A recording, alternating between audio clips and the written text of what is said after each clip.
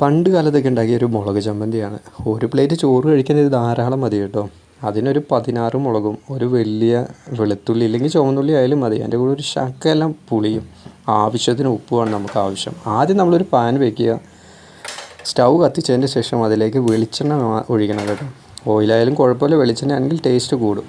വെളിച്ചെണ്ണ ഒഴിച്ചതിന് ശേഷം നമ്മൾ എടുത്ത് വെച്ചിരിക്കുന്ന 16 വറ്റൽമുളകുണ്ടല്ലോ, ആ വറ്റൽമുളക് അതിനകത്ത് നന്നായിട്ട് വറക്കണം. ഏതാണ്ടൊരു ബ്ലാക്ക് കളറായി തുടങ്ങുമ്പോൾ ഓഫ് ചെയ്യുക. നല്ല സ്മെല്ല് വരും. ഈ വറ്റൽമുളക് വറക്കുമ്പോൾ ഒരു പ്രത്യേക സ്മെല്ലാണല്ലോ. ആ സ്മെല്ല് വരുമ്പോൾ തന്നെ നമുക്ക് ചോറെടുത്ത് കഴിക്കാൻ തോന്നും.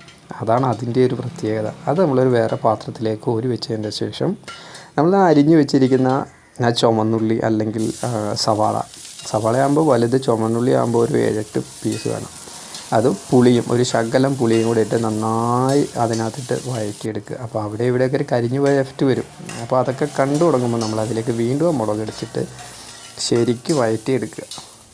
അപ്പോൾ ഉള്ളിയും മുളകും പുളിയും എല്ലാം കൂടെ അങ്ങോട്ട് വഴണ്ട് സെറ്റാവും. എന്നിട്ട് നമ്മൾ അതും കൂടെ എടുത്ത് മാറ്റി സ്റ്റൗ ഓഫ് ചെയ്തതിൻ്റെ ശേഷം ഇത് മിക്സിയുടെ ജാറിലേക്ക് ഇടുക. ഇപ്പോൾ കണ്ടില്ലേ എന്ത് മനോഹരമാണ്, അതിൻ്റെ കളറൊക്കെ മാറിയേ. അത് ആ മിക്സിയുടെ ജാറിലേക്ക് ഇട്ടതിൻ്റെ ശേഷം ശകല ഉപ്പും കൂടെ ഇട്ട് വേണമെങ്കിൽ ഒരു ശകല വെളിച്ചെണ്ണയും കൂടെ ഒഴിക്കുന്നത് നല്ലതായിരിക്കും. എന്നിട്ട് നന്നായി മിക്സിക്കകത്ത് 2 അടി അടിക്കുക.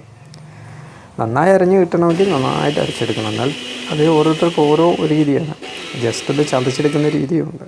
നന്നായിട്ട് അരച്ചെടുത്തതിൻ്റെ ശേഷം ആ സാധനമായിട്ട് പ്ലേറ്റിലേക്കായിട്ട് മാറ്റുക.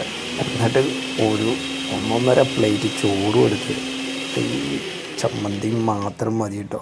ഇതെല്ലാം കൂടെ അടിച്ച് മിന്നിച്ച് പൊളിച്ച് കഴിക്കുക. അപ്പോൾ എന്താ എന്നാ രസമാണെന്നറിയാം, അമ്മായി സ്മെല്ലാന്നറിയത്, നല്ല ടേസ്റ്റാണ്.